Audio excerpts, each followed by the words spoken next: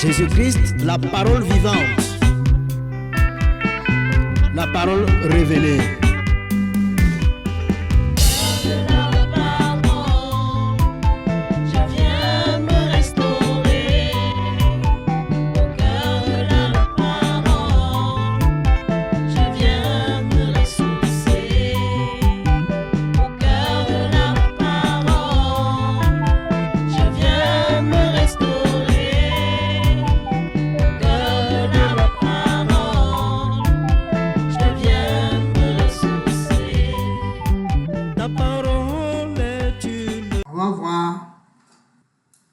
Ce qu'on devait voir à la Sainte Convocation et que le temps a manqué.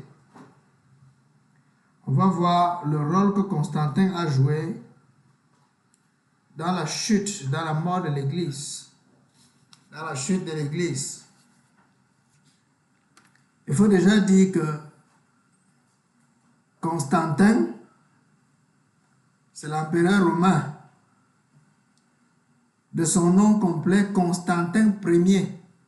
Ça, c'est son nom de baptême, parce qu'on aura son véritable nom tout à l'heure.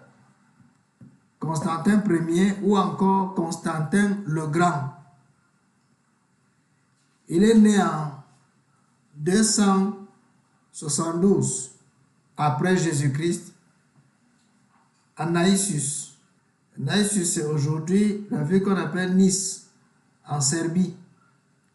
Donc Constantin était un Serbe. Voilà. Il est mort en 337 après Jésus-Christ.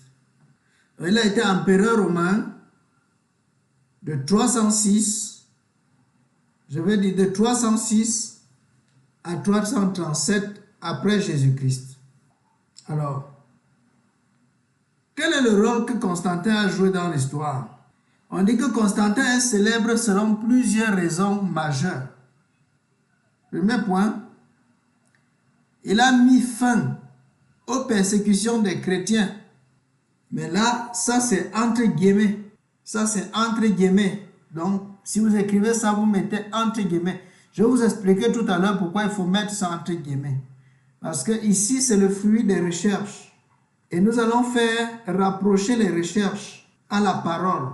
Nous allons essayer de faire le rapprochement pour voir si ce qui s'est passé était une bonne chose pour l'Église ou si c'était une mauvaise chose pour l'Église. On va voir ça. Et à la fin, nous tous, nous allons voir si Constantin a joué un bon rôle ou s'il a joué un mauvais rôle. Voilà. Donc, Constantin, selon l'histoire, a mis fin à la persécution de l'Église. Avant lui, les chrétiens étaient pourchassés dans l'Empire romain. Les chrétiens étaient sauvagement persécutés, pourchassés partout à cause de leur foi. Surtout que l'Empire romain était païen. Et c'est cet empire maintenant qui gouvernait le monde à l'époque. Vous savez que l'Empire romain, c'était le dernier empire. Il y a eu, selon l'histoire, les 4 grands empires. L'empire babylonien, qui était le premier, je crois. Après, l'empire des Perses et des Mèdes, je crois bien, c'est ça. Le 3e, c'était encore quoi? Je ne sais plus très bien. Mais le 4e, c'était l'Empire romain. Voilà. Donc, le 4e, l'Empire romain est le dernier empire. Donc, alors, avant Constantin, donc, les chrétiens n'avaient pas droit de citer, ils étaient sauvagement persécutés, très persécutés dans l'Empire romain. En 313, il signe avec Licinius l'édit de Milan. Et qu'est-ce que l'édit de Milan fait? L'édit de Milan garantit la liberté de religion et met fin aux persécutions contre les chrétiens. Ça, c'est en 313. Cette étape capitale, c'est une étape donc capitale dans la vie du christianisme. Bon. C'est une étape donc capitale dans l'histoire du christianisme. Maintenant, Ici, l'histoire, voilà pourquoi je vous disais de mettre entre guillemets. Parce que l'histoire cite ce que lui, il a fait, ce que Constantin a fait comme un palmarès. L'histoire cite ce que Constantin a fait comme c'était comme un exploit, comme quelque chose de très beau à applaudir. C'est comme ça que l'histoire parle de l'affaire de Constantin. Le fait qu'il ait arrêté la persécution de l'Église. Maintenant, nous, on va voir que, vous savez que la persécution est une nécessité et même une promesse pour les disciples de Jésus-Christ. Elle est inévitable. Et c'est elle qui fait grandir l'Église. Ça, c'est ce que vous, en tant que chrétien, en tant que disciple, vous devrez savoir que la persécution a pour but de fortifier la foi de l'Église et de faire grandir l'Église. Il n'y a pas d'Église qui grandisse sans la persécution. Quand vous regardez parfois, par exemple, la première persécution de l'Église, la toute première persécution de l'Église qui était survenue jusqu'à ce qu'Étienne est mort. Qu'est-ce que Dieu avait dit dès le départ? Il avait dit que, c'est ce que Jésus avait dit, cette bonne nouvelle sera prêchée dans tout le monde entier pour servir de témoignage. C'est pourquoi il a dit, vous recevrez le Saint-Esprit survenant sur vous et vous serez mes témoins à Jérusalem, dans la Judée, dans la Samarie et jusqu'aux extrémités de la terre. Mais eux, quand ils ont reçu la parole, ils se sont assis à Jérusalem. Ils étaient contents d'être sauvés. Ils étaient très contents. Ils adoraient Dieu, ils louaient Dieu tous les jours, c'était bien. Mais ils ne faisaient rien pour la grande commission. Ils étaient tous concentrés à Jérusalem. C'est là où Dieu a fait déclencher la toute première grande persécution de l'Église. Celle pendant laquelle Étienne est mort, dans Actes chapitre 7. Et c'est cette persécution qui les a donc dispersés. Et quand vous lisez maintenant le livre des Actes des Apôtres, on vous dit quelle direction ils ont pris. On dit qu'ils se sont dispersés dans la Judée, dans la Samarie, comme Jésus avait dit. Comme Jésus avait dit, ils ont pris la direction de la Judée parce qu'il y avait Jérusalem. Après Jérusalem, il y avait la Judée. Après la Judée, il y avait Samarie. Et après Samarie, juste les extrémités de la terre. C'est exactement cette direction-là qu'ils ont pris. Ils fuyaient la persécution en annonçant l'évangile. Et en fuyant la persécution, ils prêchaient l'évangile partout où ils passaient. Et l'évangile saisissait les gens. Et les gens se répandaient directement. Et l'église grandissait comme ça. Donc, Dieu a utilisé ce grand moyen-là pour répandre l'église. Le moyen de la persécution. C'est pourquoi un chrétien doit comprendre que la persécution est une promesse. La persécution fait partie intégrante de la vie chrétienne. Il n'y a pas de croissance spirituelle, de véritable croissance spirituelle, sans la persécution. Et là, quand on dit persécution, on parle vraiment de persécution. On ne parle pas des conséquences de nos forfaits. On ne parle pas des conséquences de notre désordre. Parce que quand les gens commettent les désordres, ils sont sanctionnés, ils sont rappelés à l'ordre, ils mettent tout ça sous le compte de la persécution. Ils disent qu'on les persécute. Non. Il s'agit ici de souffrir pour sa foi. Souffrir pour sa foi. Et non pas souffrir parce que tu as causé des gaffes, parce que tu es entré dans la rébellion et qu'on est en train de te discipliner et puis maintenant tu dis qu'on te persécute. Non, il ne s'agit pas de ça. Donc les chrétiens ont vécu ce qu'on appelle la persécution. Les premiers chrétiens, ils ont vécu ce qu'on appelle la persécution. Voilà. Donc, et voilà donc la persécution qui est un bonheur, qui est une bonne chose pour l'Église. C'est ça que Constantin est venu supprimer jusqu'à faire un traité et faire une déclaration. Qu'est-ce qu'il a fait là? ils ont signé un traité, il a signé un traité pour la liberté des religions et la persécution a cessé immédiatement. Vous voyez ça? Nous sommes à l'an 300 quelque chose, donc au 4e siècle, au tout début du 4e siècle. Lisons 2 Timothée 3, versets 10 à 13. 2 Timothée, chapitre 3, versets 10 à 13. Pour toi, tu as suivi de près mon enseignement, ma conduite, mes résolutions, ma foi, ma douceur, ma charité, ma constance, mes persécutions, mes souffrances.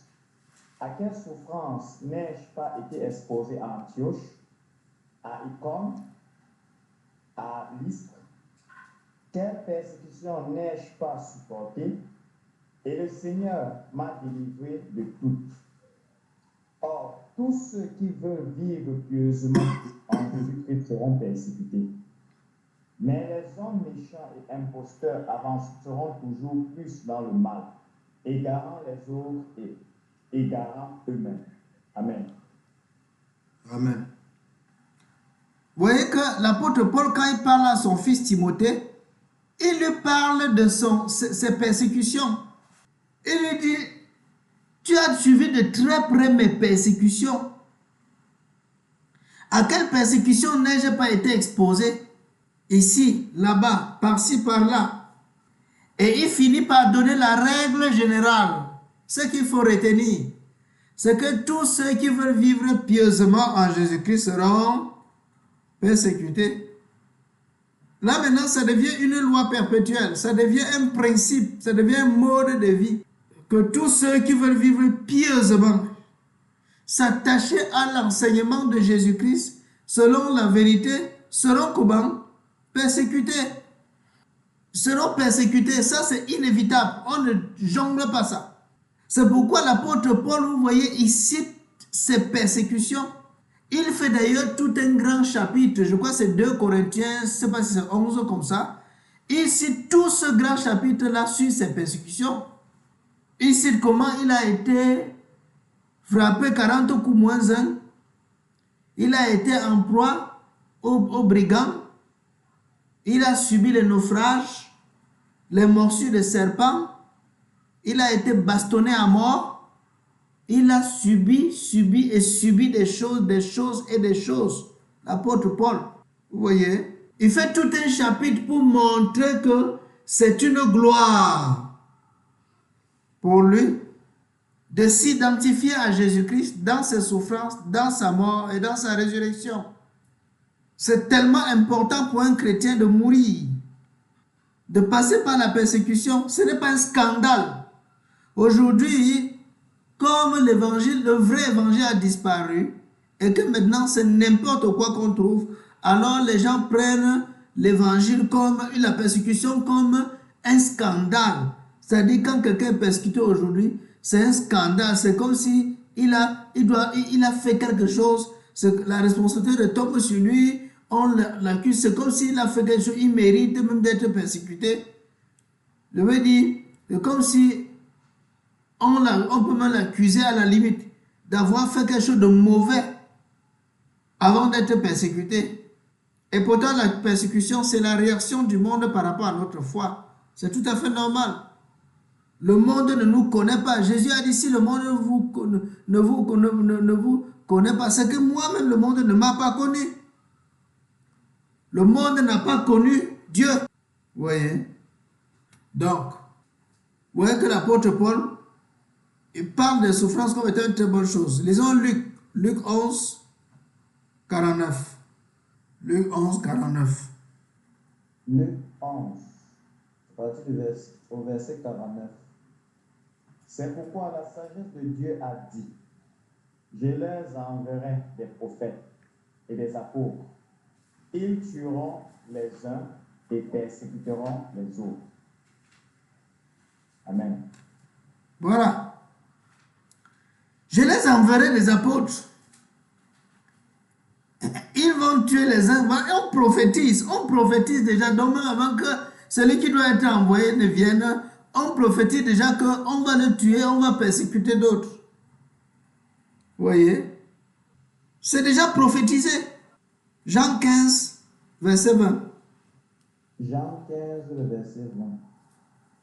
Souvenez-vous de la parole que je vous ai dit. Le serviteur n'est pas plus grand que son maître. S'ils m'ont persécuté, ils vous persécuteront aussi. S'ils ont gardé ma parole, ils garderont aussi la vôtre. Voilà. Le disciple n'est pas plus grand que son maître. Vous qui voulez éviter la persécution, là, vous êtes plus grand que Jésus. Jésus ne pouvait pas éviter la persécution.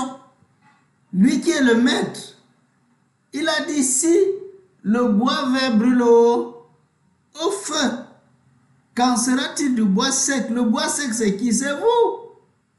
Le bois sec, c'est vous. Le bois vert, c'est lui. Si le bois qui est vert brûle au feu, qu'en sera-t-il du bois sec? Non. Et le feu, c'est quoi? C'est la souffrance. C'est la persécution. C'est pourquoi il dit, le disciple n'est pas plus grand que le maître. S'ils m'ont persécuté, vous également, et vous persécuteront aussi. Ils ne peuvent pas persécuter Jésus et ne pas vous persécuter. Vous êtes qui? Vous n'êtes pas plus grand que le maître. Le maître a été crucifié. Il a été insulté, calomnié. Il a été torturé à mort. Son sang a coulé partout sur la route. Voilà. Jean 16, 1 à 3. Jean 16, 1 à 3. Je vous ai dit ces choses afin qu'elles ne soient pas pour vous une occasion de chute. Lis. Ils vous persécuteront des synagogues. Et même l'heure vient où quiconque vous fera mourir croira rendre un culte à Dieu. Voilà. Ils agiront parce qu'ils n'ont connu ni le Père ni moi. Ils vont faire ça parce qu'ils ne connaissent pas le Père. Ils ne connaissent pas le Père. Ils n'ont pas la connaissance, la révélation du Père. Le Père, c'est le Saint-Esprit. Ils vont vous faire ça parce qu'ils n'ont pas connu Dieu. Donc, les gens vont vous persécuter parce qu'ils ne connaissent pas Dieu. Ils vous excluront des synagogues. Et l'heure vient même où on vous fera comment? Mourir. Mourir, mourir. Croyant faire quoi? Croyant rendre un culte à Dieu. Croyant adorer le Seigneur. Vous voyez? Ça, c'est très important. Matthieu 5, verset 10 à 12. Matthieu 5, verset 10 à 12. Heureux ceux qui sont persécutés pour la justice, car le royaume des cieux est à eux. Heureux serez-vous lorsqu'on vous outragera, qu'on vous persécutera, et qu'on dira faussement de vous toutes sortes de mal, à cause de moi. Réjouissez-vous et soyez dans l'allégresse, parce que votre récompense sera grande dans les cieux. Car c'est ainsi qu'on a persécuté les prophètes qui ont été avant vous. Jésus dit heureux, soyez heureux. Heureux serez-vous lorsqu'on vous persécutera. Et là, ça nous renvoie à quoi? Vous vous souvenez le verset d'Actes où on dit que les apôtres avaient été sortis du Sanhédrin joyeux, très contents d'avoir été bastonnés pour le nom du Seigneur Jésus-Christ. Ils étaient joyeux, ils étaient contents. Enfin, j'ai été fouetté. Là, je l'ai eu. Alléluia. Gloire à Jésus. Ah Seigneur, j'ai le privilège de souffrir pour ta gloire. Gloire à Jésus. Alléluia. On gifle, on enlève une dent et dit gloire à toi Seigneur Jésus. Ouais, c'est la qualité là. C'est pourquoi il faut d'abord mourir dans la chair, parce que si tu es pas mort dans la chair, on te gifle, tu vois comment une dent est au sol. Tu vas toi-même former le coup de poing. Tu vas d'abord toi-même, tu vas rembourser les coups avant qu'on ne te finisse. Tu vas au moins calculer une personne, tu vas calculer peut-être le plus faible parmi eux. Tu vas le toucher. Voilà donc. La persécution est très importante, très utile pour l'Église. Très, très utile pour l'Église. Heureux serez-vous lorsqu'on vous persécutera, lorsqu'on dira de vous toutes sortes de mal à cause de moi. Donc, vous comprenez pourquoi je parlais des versets qui concernent la persécution? C'est parce que la persécution est une partie intégrante de la vie chrétienne. Il n'y a pas de vie pieuse en Jésus-Christ sans persécution, car ceux qui veulent vivre pieusement en Jésus-Christ seront persécutés. S'ils m'ont haï, ils vous haïront aussi. S'ils m'ont aimé, ils vous aimeront aussi. Jésus a longuement parlé de ça. Donc, nous devons être conscients que si nous acceptons de porter l'évangile, le vrai évangile, c'est que nous acceptons le martyre. Nous acceptons de mourir le martyr. Et je disais que c'est pourquoi, c'est la raison pour laquelle nous devons tuer la chair. La chair doit mourir. La chair doit mourir complètement, être sacrifiée. On doit être totalement, avoir achevé la sanctification et la vieille nature doit être complètement morte. Parce que si la vieille nature n'est pas morte, à un niveau qu'on a traité de lapider, tu vas tordre la mâchoire de quelqu'un. Hein? Tu vas faire ce que Pierre avait fait quand on est venu arrêter Jésus. Le gars priait avec un long couteau, on ne sait pas. On ne savait pas. Dès qu'on arrête Jésus, le gars sort le couteau et dit comment? Vous pensez que quand on est chrétien, là, ça veut dire qu'on doit se laisser faire comme ça? Et avant que on ne voit, il avait donné un avertissement en tranchant une oreille. Comme pour dire aux autres, essayez un peu voir que le plus courageux avance.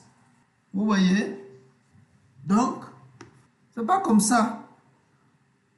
C'est pas comme ça. Nous serons persécutés. Sera persécuté. On sera persécuté. Et bien persécuté. Et la persécution honore Jésus. N'a pas vu comment Étienne est mort quand il était en train d'être lapidé. C'est là même que Dieu lui montre les visions. Et il voit dans la vision, il voit Jésus qui est debout à la droite du Père pour l'accueillir. Donc Jésus n'a pas dit, oh laissez mon serviteur, qu'est-ce qui ne va pas là-bas? Non. Jésus était debout pour l'accueillir, pour dire, tu meurs en héros. Tu meurs sur le champ de bataille. Tu meurs en héros. Viens dans mes bras. Bon et fidèle serviteur, viens entrer dans la joie de ton maître. Le Seigneur Jésus était debout pour l'accueillir. Si le Seigneur, le roi des rois et le Seigneur des seigneurs se met debout dans son royaume pour accueillir quelqu'un qui entre, pour accueillir quelqu'un qui vient de la terre, mais déclarez-vous ce que vous n'êtes pas n'importe qui. Vous n'êtes pas n'importe qui. Quand les diplomates, certaines personnes là dans les relations internationales, les envoyés spéciaux des pays viennent là, est-ce que c'est forcément le président de la République qui part les attendre à l'aéroport? Non. Il y a des gens comme parfois c'est même le maire qui part accueillir les gens à l'aéroport. Parfois c'est le maire, parfois c'est un ministre, parfois c'est comme ça. Mais quand c'est une personnalité de facture, c'est le président de la République lui-même qui s'en va l'accueillir à l'aéroport. Donc quand Jésus se lève lui-même pour accueillir Étienne, vous comprenez qu'Étienne n'était pas n'importe qui, c'était une gloire. Étienne était une gloire. Il est mort très tôt. Au début de l'église, même pendant que l'église se levait encore, paf, il est tombé. Ça a honoré Jésus. Son sang qui a coulé. Là, on dit, l'histoire de l'église dit que le sang des martyrs est l'essence de la mission. C'est-à-dire quand un martyr tombe, l'église devient plus forte pour aller de l'avant. Un autre martyr tombe, l'église devient encore beaucoup plus forte. C'est un mystère. Et vous voyez donc l'église qui est appelée et agrandie par le moyen de la persécution. Constantin vient donc sortir un décret pour dire à partir d'aujourd'hui, on arrête avec la persécution des chrétiens. À partir d'aujourd'hui, aucun chrétien ne doit plus être persécuté. Et quand il le dit en tant qu'empereur, tout le monde se plie. Alors, l'histoire, c'est pour ça que je vous ai dit de mettre ça entre guillemets. L'histoire applaudit ça pour dire que il a fait quelque chose de bien pour l'église. Mais pour les véritables chrétiens, Constantin a piégé l'église. Il a piégé les chrétiens. Si on vous enlève ce qui fait de vous une gloire devant le Seigneur, C'est qu'on on vous a trompé. Regardez comment Jésus a travaillé toute sa vie. Et regardez comment le monde l'a glorifié. Quand on glorifie quelqu'un, on lui met quoi? La médaille, non? C'est pas ça? On lui met la couronne. La couronne, non? Pour dire que nous t'avons honoré. Mais regardez maintenant, quel est le genre de couronne qu'on a mis à Jésus? C'était la médaille en or. Est-ce qu'on a dit en vertu des pouvoirs qui me sont conférés, nous faisons aujourd'hui chevalier de l'ordre de je ne sais pas quoi? Est-ce qu'on a dit ça? Non. Est-ce qu'on lui a donné un trophée de canard d'or? Trophée de meilleur prédicateur de l'année? Quand je vois souvent, on fait, oh vraiment. Vous décorez un homme de Dieu que vous connaissez même, quel était son ordre de mission? Quel était son cahier de charge? S'il a échoué devant Dieu, vous êtes en train de lui donner les honneurs en tant qu'homme. Il a échoué, Dieu pleure au ciel parce qu'il a raté sa mission. Il avait été rejeté du ciel. Pendant ce temps sur la terre, on est en train de lui donner des couronnes. Faites attention. Vous notez un serviteur d'autrui que vous savez quel était son cahier de charge. Vous le notez sur quelle base? Oui. Donc, voilà un peu. Il faut éviter certaines choses dans le monde-ci. Ce n'est pas le monde qui doit nous noter. Vous n'avez pas lu ce que Jésus a dit, que malheur à vous si les hommes vous disent du bien de vous. Malheur à vous si les hommes vous applaudissent. Si le monde si vous applaudit. Donc tout est fait pour que le monde ne puisse pas nous applaudir. Malgré que tu dois faire le bien, tu prêches l'évangile, tu annonces l'évangile, tu sauves les gens, mais le monde ne peut pas t'applaudir. Tu fais du bien n'importe comment, on va voir ça que c'est du mal que tu as fait. Jésus l'a fait, il n'a fait que du bien. On dit, ne savez-vous pas ce qui est arrivé à Jésus de Nazareth, qui allait de lieu en lieu, guérissant les malades, il purifiait les lépreux, il faisait tout. Vous ne savez pas que ça fait 3 jours qu'il est mort, on l'a tué. Oui. Et ça, c'est normal. Si la persécution n'était pas une chose normale, Jésus ne serait pas mort de la manière qu'il est mort. Mais ça, sa mort a glorifié Dieu. Les apôtres sont morts. Pierre est mort pendu. Je veux dire crucifié, la tête en bas. Beaucoup d'autres apôtres sont morts crucifiés. Paul est mort décapité. On a coupé sa tête. On a jeté certains dans des fûts d'huile bouillante. Comme Jean. Hein? On a scié d'autres avec la tronçonneuse. On a scié. Les gens sont morts sciés. À cause de leur foi. Sciés. Ils sont morts des morts bizarres. Et leur mort a glorifié Dieu. Et c'est ça qui leur donne le poids de gloire dans l'éternité. Et aujourd'hui, Constantin vient, il annule la persécution là. Il brise ça pour dire non, vous n'avez pas le droit de souffrir. Vous n'avez pas le droit d'être glorifié dans l'éternité. Et le monde applaudit, ouais, alléluia, nous sommes sauvés, enfin nous sommes libres. Liberté de religion, maintenant quelqu'un doit prier sans être persécuté. Alléluia. Dans tout l'Empire, partout dans le monde entier, on célébrait Constantin. C'est-à-dire que quelqu'un vous tend le piège, vous tombez dans son piège et vous l'applaudissez. Vous le remerciez de vous avoir pris dans son piège, sans le savoir. On va continuer. Vous allez voir vous-même là où Constantin a eu l'église. Donc, petit b, Constantin a favorisé la foi chrétienne.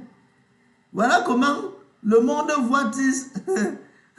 Voilà comment on voit son palmarès, on voit ce qu'il a fait, on dit ce qu'il a fait. Il a favorisé la foi chrétienne, puisque la persécution faisait comment? Défavoriser, entre guillemets, la foi chrétienne. Mais lui, il a favorisé, c'est-à-dire qu'il a donné l'autorisation pour que tous les chrétiens soient reconnus dans le monde entier et servent Dieu maintenant de manière correcte. Il s'est converti au christianisme selon la tradition après une vision. Après une vision avant la bataille du pont Malvius en 312. On dit qu'il s'est converti au christianisme. On va étudier tout ça, on va voir si c'était la conversion ou bien si c'était la ruse. On va voir. Il a soutenu les chrétiens Il a soutenu les chrétiens. Il a fait construire des églises comme la basilique Saint-Pierre à Rome et le Saint-Sépulcre à Jérusalem. Ouais, donc la basilique Saint-Pierre de Rome là, ça a été construit par Constantin au 4e siècle. Vous voyez qu'elle demeure jusqu'à aujourd'hui. Constantin Ier, Constantin le Grand. Or, il s'est substitué au Seigneur Jésus-Christ. Regardez la remarque. Tout ce que vous voyez en vert, ce sont les corrections selon la doctrine chrétienne que je fais. Nous sommes en train de faire un cours sur l'histoire. Maintenant, je vous ramène avec tout ce qui est en bleu là, je vous ramène dans la pensée même de Dieu pour vous montrer que ce qui vient d'être dit comme un palmarès dans l'histoire était une erreur monumentale pour l'Église. Il s'est substitué au Seigneur Jésus-Christ pour devenir le pourvoyeur de l'Église. Vous voyez? Vous avez... C'est ainsi on est ensemble. Nous venons de dire dans un autre petit point là qu'il s'est converti au christianisme.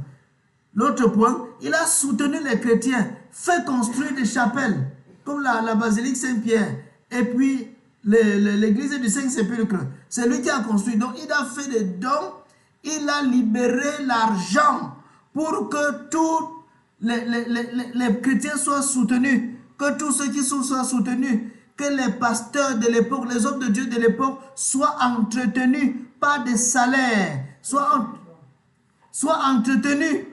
C'est-à-dire que maintenant, le chrétien le juste ne vit plus par la foi, mais il vit maintenant par les dons de l'empereur.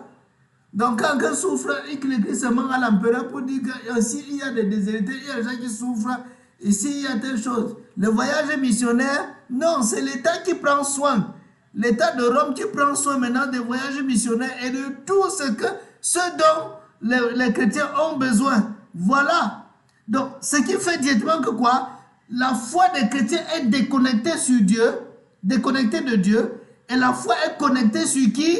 Sur le système impérial, ayant à sa tête Constantin Ier. Ouais, maintenant, donc il s'est substitué au Seigneur Jésus-Christ pour devenir le pourvoyeur de l'Église. Le juste ne vit donc plus par la foi au Seigneur, mais parce qu'il attend de l'empereur. Ouais. Or, qui est le véritable pourvoyeur de l'Église? C'est Jésus-Christ, le Dieu de l'Église. Maintenant, si l'Église ne doit plus attendre la provision de Jésus-Christ, elle doit attendre la provision du système impérial, elle doit attendre la provision de Constantin, elle doit attendre la provision de Rome. C'est-à-dire, pour faire une campagne d'évangélisation, on retire seulement un dossier, on envoie à Rome. S'il faut organiser un séminaire, on retire seulement le dossier, on envoie et les fonds viennent. On envoie les chèques, on touche pour aller à l'évangélisation, pour faire tout. L'État a tout pris en main, prendre jusqu'à prendre l'Église. Vous voyez ça? Lisez Hébreux 10, verset 38. Hébreux 10, au verset 38. Et mon juste vivra par la foi. Mais si dit, mon âme ne prend pas plaisir en lui. Le juste vivra par la foi, et non pas par les dons de l'empereur. S'il se retire de la foi, si ses regards ne sont plus braqués, fixés sur le Seigneur, ses regards sont fixés sur ce que l'empereur doit donner, on dit mon âme ne prend plus de plaisir en lui. Comprenez donc, voici le jour où le Seigneur a vomi l'Église. On va falloir poser une question là. Voici la question qu'elle pose. Oui. Papa, n'est-ce pas le zèle du bon élan de cœur d'un dirigeant soucieux vraiment du bien de cette population? Mais est-ce que l'Église fait partie de sa population? L'Église est-elle l'entreprise des hommes? L'Église est-elle une institution étatique? C'est là le problème. Jésus a dit, sur cette pierre je bâtirai mon Église. Il n'a pas dit l'Église de l'État. Il bâtit son Église à lui. Donc c'est lui le chef de l'Église. C'est lui la tête de l'Église. C'est lui qui décide sur l'Église. C'est à lui que l'Église doit regarder. Ce n'est pas un homme qui doit pourvoir aux besoins de l'Église. C'est même ça l'égarement. L'ingérence de l'État dans les affaires de l'Église. Et c'est ça qui continue aujourd'hui. On nous impose comment nous allons mener notre foi. Et si vous vous amusez, on ferme, vous ne marchez pas comme l'État veut, on ferme votre Église. C'est ça, c'est la même chose qui continue. Vous voyez ça? Et tous les chrétiens, tout le monde tremble, tout le monde a peur. Quand on vient aujourd'hui sceller l'église, tout le monde a peur de l'État. On a peur, on se conforme rapidement et on abandonne les principes du Seigneur. Comment on fuit la persécution? Comment on a peur, allez, on abandonne, on se plie rapidement. Vous voyez ça? C'est dangereux. Que ce soit les hommes maintenant qui commencent à pouvoir aux besoins de l'église. Ça, c'est extrêmement dangereux. Donc, Dieu dit que le juste vivra par la foi. S'il se retire de la foi, Dieu dit, mon âme ne prend plus de plaisir en lui. C'est-à-dire, mon âme le rejette. Si on vous dit à quel moment est-ce que Dieu a complètement vomi l'église? L'église était déjà vomi depuis le jour où elle a pris un nom. Depuis le jour où elle est devenue l'église catholique universelle. Elle avait pris un nom. Mais jusque-là, ce n'était pas grave. Maintenant, c'est quand Constantin le Grand vient maintenant s'ingérer dans l'église qui est le pouvoir spirituel et Constantin qui est le pouvoir temporel. Or, vous savez qu'en temps normal, c'est le spirituel qui est au-dessus du temporel. Maintenant, qu'est-ce que Constantin a fait? Il a renversé l'autorité. C'est maintenant le pouvoir temporel qui commande le pouvoir spirituel. Voilà ce qu'il a fait. Et l'église a donc par ce fait, l'église a vendu son droit, le droit d'aînesse. Vous voyez les dangers? Vous voyez ce qui s'est passé réellement? L'église a vendu son droit d'aînesse. Vous voyez? Voilà ce qui a tué l'église. Le faisant, il détourne l'église de sa dépendance, de la dépendance du Seigneur et devient lui-même l'autorité suprême de l'église. Constantin devient l'autorité suprême de l'église. L'église donc par ce fait n'appartient plus à Jésus-Christ. Elle appartient à qui? À Constantin Ier. Quelle est la voix la plus prépondérante dans l'église? La voix de Jésus-Christ? Non. La voix du Saint-Esprit? Non. La voix de qui? Constantin le Grand. Constantin Ier. Qui est un homme mortel. Et personne n'a vu ça venir à cette époque-là. Vous voyez? Ecclésiaste 7:7. Ecclésiaste chapitre 7, verset 7. L'oppression rend insensé le sage, et les présents corrompent le cœur. Voilà. C'est la deuxième partie là qui nous intéresse. Les présents font comment? Les présents corrompent le cœur. Corrompent le cœur. Quand les gens ont souffert, ils entendent maintenant que, oh, la persécution est terminée à partir d'aujourd'hui. Un décret du roi est sorti. La persécution est terminée. Et que tous ceux qui souffraient à cause de leur foi, qu'ils aillent en banque maintenant toucher chacun ce que on leur dit qu'ils aillent maintenant en banque toucher ce que l'empereur a, le bonus que l'empereur a donné, et que chaque mois maintenant, ils vont toucher comme ça. Tu vois que ta vie a donné, tu vas encore bien prier.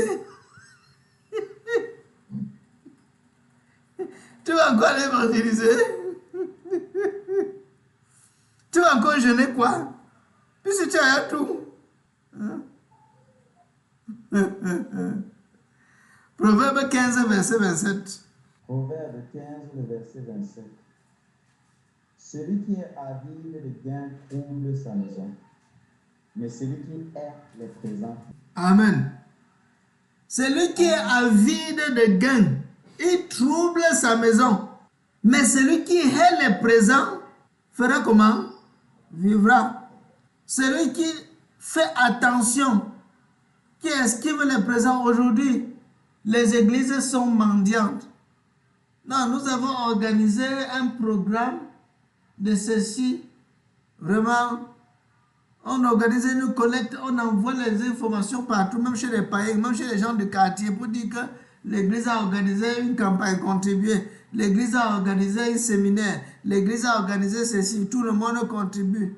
Le sorcier qui a les amulets d'oreilles, il contribue. Avant de donner l'argent, là, il parle bien sur ça. Avant de vous donner. Vous prenez. Faisons attention.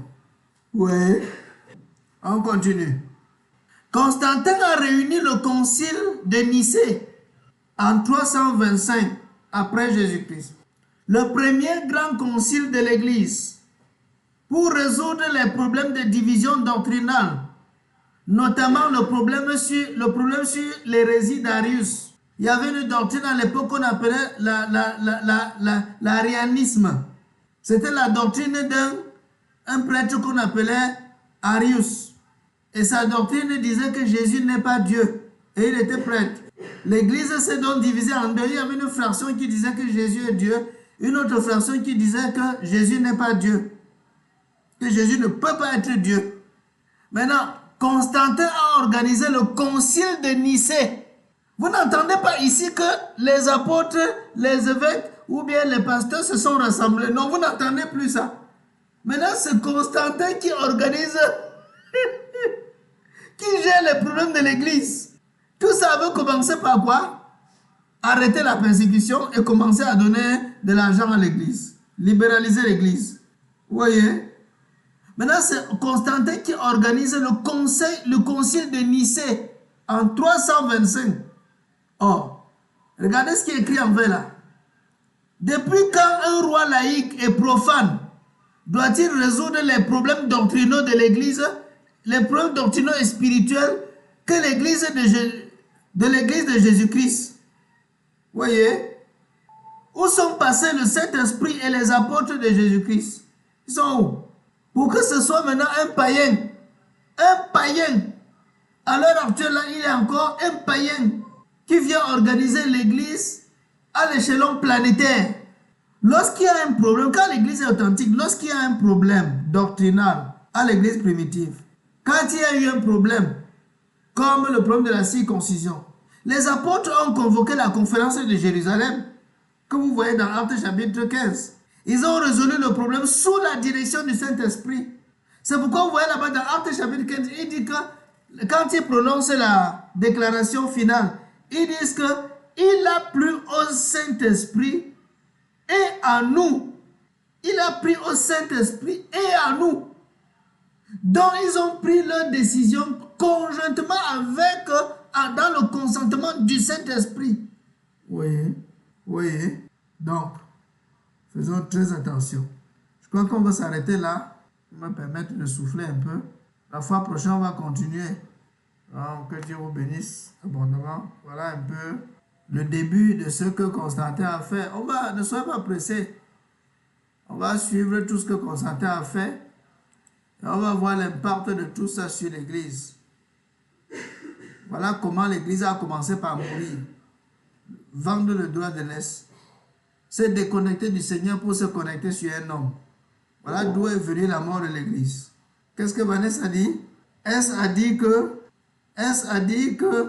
dès que le décret de Constantin le Grand est celui qui est venu formater la véritable vie chrétienne instituée par Jésus-Christ et ses apôtres et la révélation du processus de l'adoption.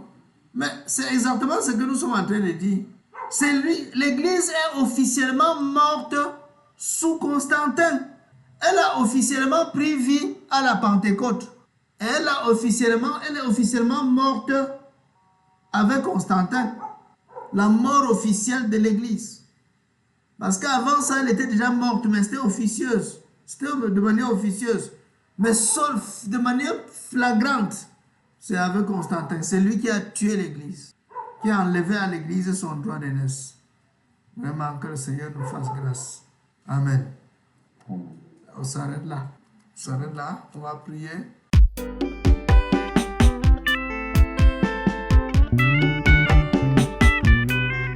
Jésus-Christ, la parole vivante.